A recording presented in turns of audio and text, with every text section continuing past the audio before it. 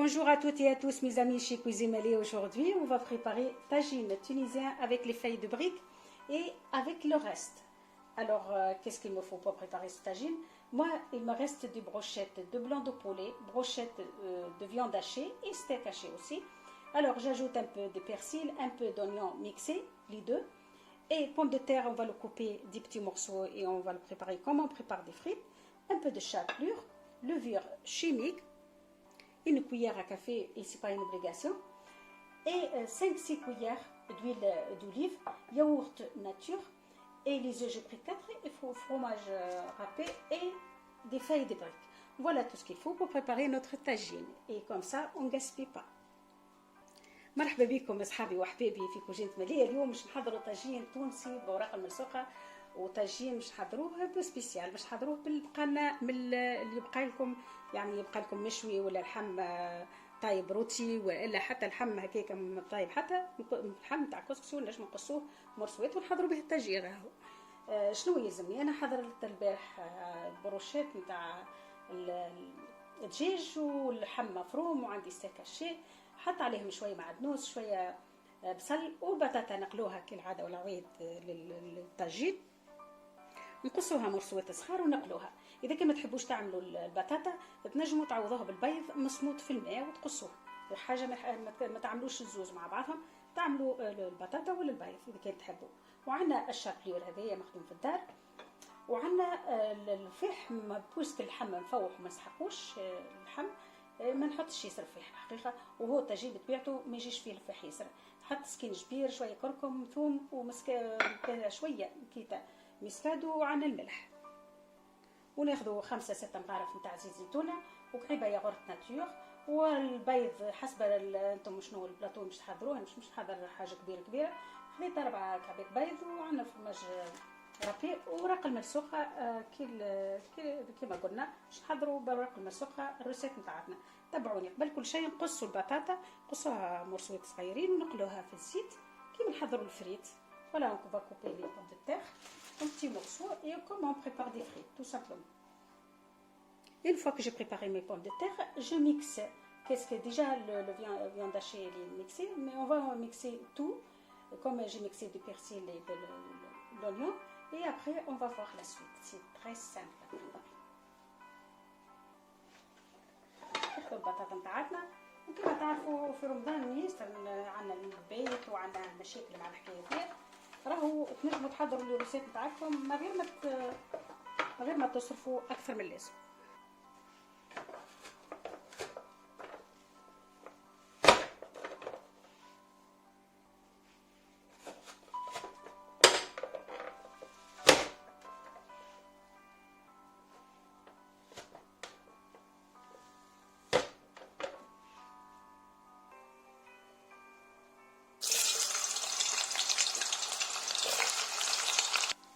Maintenant, on va prendre les brochettes et on va le mixer. ناخذ البروشيت نتاعي اللحم هذاك ونرحوه.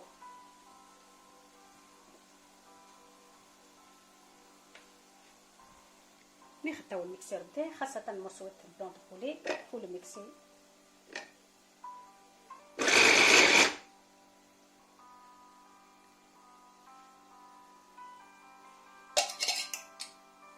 كيما تشوفوا ما ترخوهمش اثنين كثير برشا، خليهم متفتحين شويه باش تنجموا يجيكم مزيان الطاجين. باش يستري دوره صغيره وكاهو.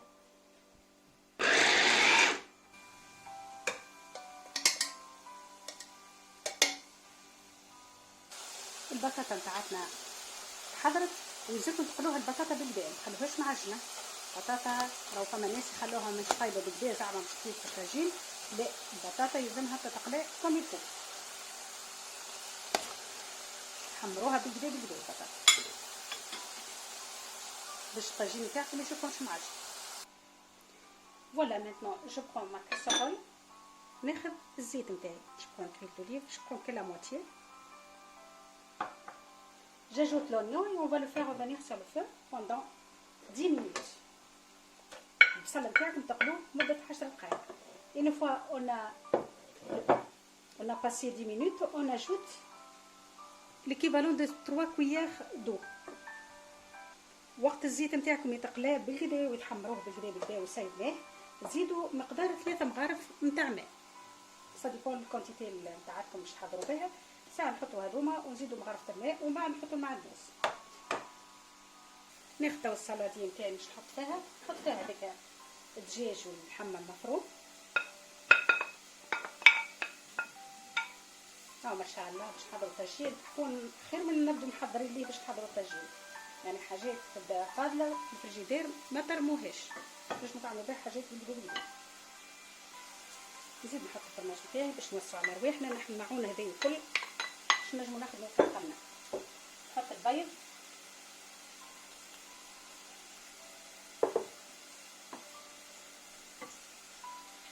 البطاطا نتاعنا حضرت كوم دكا كوم بوفيي، لازمها تتقلى البطاطا بالكدا.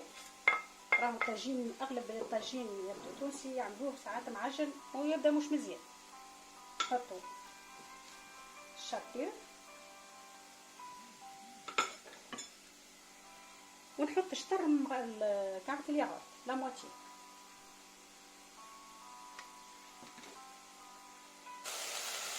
كيما تشوفوا البصل نتاعي خلي صعب بالكدا تخرج منه الماء، نحط عليه 3 مغارف الماء. هذاك راهو 3 مغارف الماء علاش؟ باش نحطوا الفراخ نتاعنا باش الفراخ ما يتحرقش ويتحلوا فيه هذاك الثوم خاصة في يد مرتي ويتحل لكم بالكدا. توا نحط كل شيء المعدنوس تزيد فيه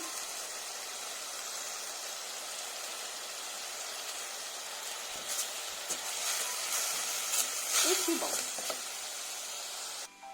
توا نحط المعدنوس. هاك شوف ما فما ماء حتى شيء. هذاك شطر كعبة الياغورت في بقعة الصوص. يعني بتبدا نحضروا شويه الصوص نتاعتنا نتاع الطاجين فيها شويه كمان صوص، لا كعبة الياغورت باش تعوض لنا. خلطوا كل شيء ماذا بكم في ساعه تخلطوا. اللحم هذاك يبدا سخون، الصوص تبدا سخون، لازم تخلطوه مع الباقي في ساعه.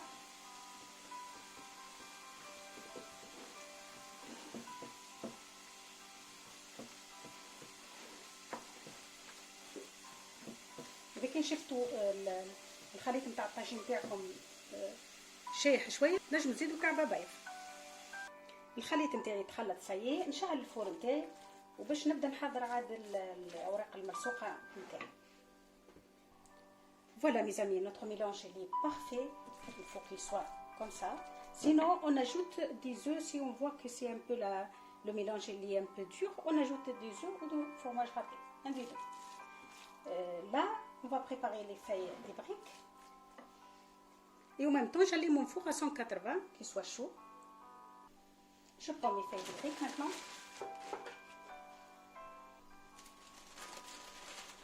Je prends qu'est-ce qu'il me faut. Et après, on va voir. Moi, j'utilise des ramequins. Vous pouvez utiliser n'importe quel plateau que vous souhaitez. Là, je vous montre juste comment vous faites. Là, je prends l'huile d'olive à côté de moi. On va étaler nos feuilles.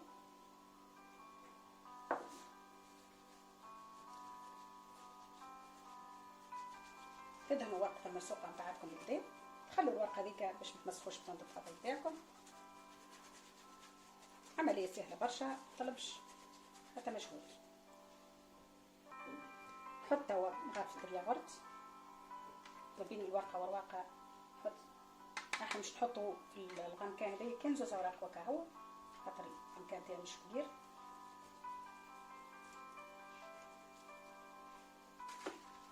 نحط الورقة الأخرى.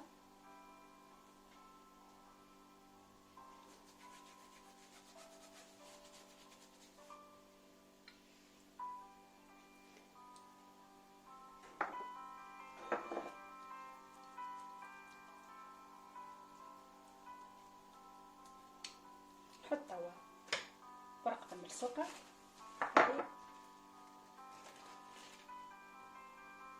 نحطها بالطريقة هذه، طريقة سهلة برشا. نحاولوا ندهنوا الجناب زاد كيف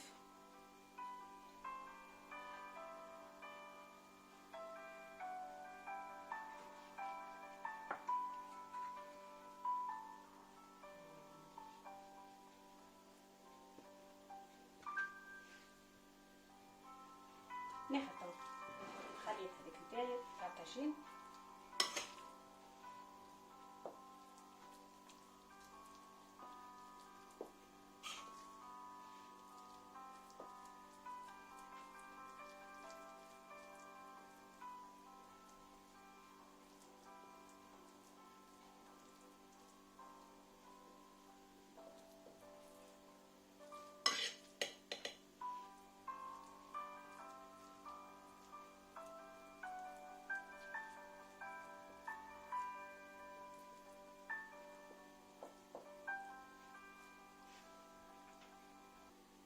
وتسكروا توا الورقه نتاعكم.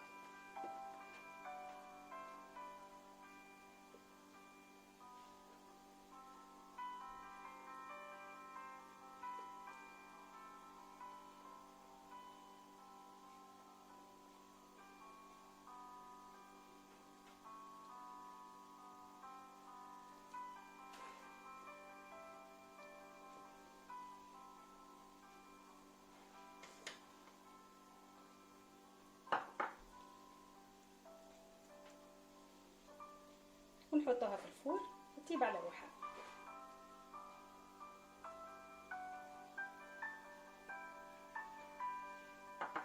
On va le mettre au four à 180 entre les 10 minutes et les 10-15 minutes, pas plus. Il faut servir votre four. تحطوها في الفور تطيب كيما تحطوا الطاجين العادي.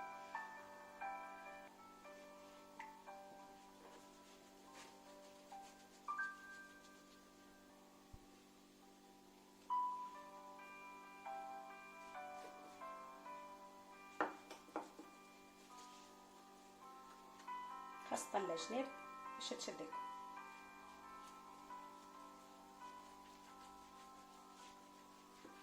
تو باش نوريكم طريقة أخرى. Je vous montre une autre façon de préparer ce tagine. C'est comme on prépare le pastilla presque.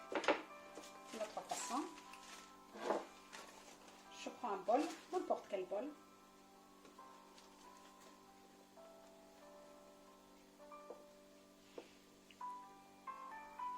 On prend la pâte comme on l'a fait la première fois.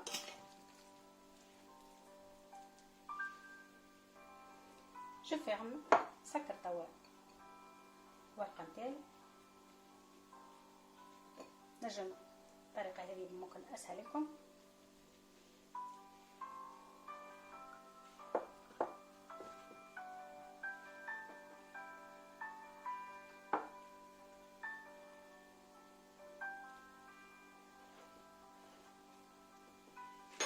Je prends un plateau. ناخذ بلاطو. يظهر لي الطريقة هذه سهلة شوية كمان. بلاطو نتاعي ونحطها في الفور. On va le mettre au four. pareil. ما تروازيون فاسون. اخر واحدة باش نوريها لكم. نحط الزيت نتاعي وندهن البلاطو. وهذه هي اسهل طريقة اذا كنت تحبوش ورق المرسق.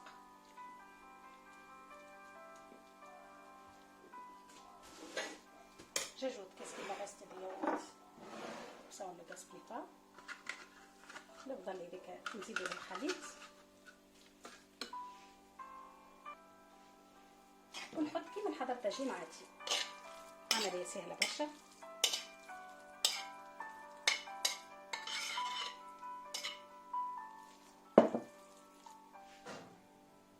Là je prends un jaune d'œuf et un peu de crème fraîche. Juste pour décorer le tagine, rien de plus. Vous pouvez le mettre comme il est, pour qu'il soit joli. Je mélange bien.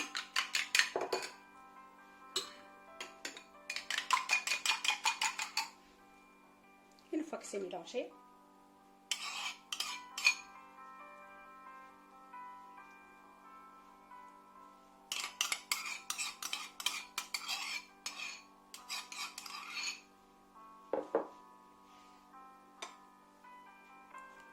pareil, on va le mettre au four.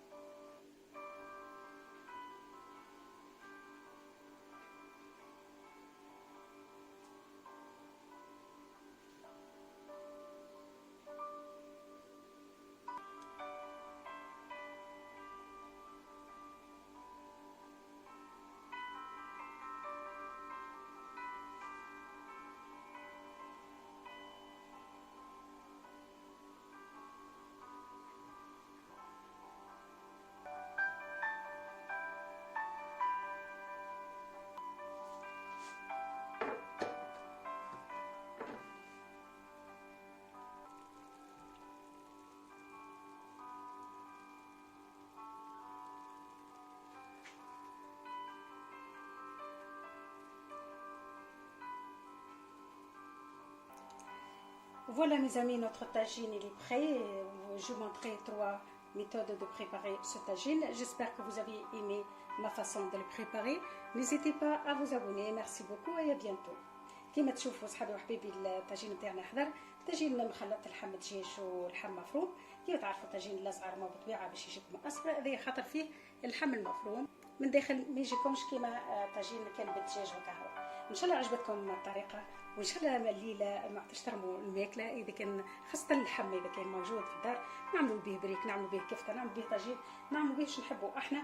المهم ما ترموش الحاجات اللي تفضل لكم في الفريجيدير، وديما راهي فما ميثود فما طرق باش نحضروا بها دي بلا وتحفونين. هو نتاع البارح طاب وحضرت به ماهوش بالليله باش نحب ننوع اكثر، عملت به الطاجين. ان شاء الله عجبتكم الطريقه وان شاء الله تجربوها وما تنسيوش تحطوا. اذا كان عجبتكم لي زيدي ولي روسيت نتاعي تبقاو على خير وان شاء الله تقابلوا في روسيت احسن وبسلامه.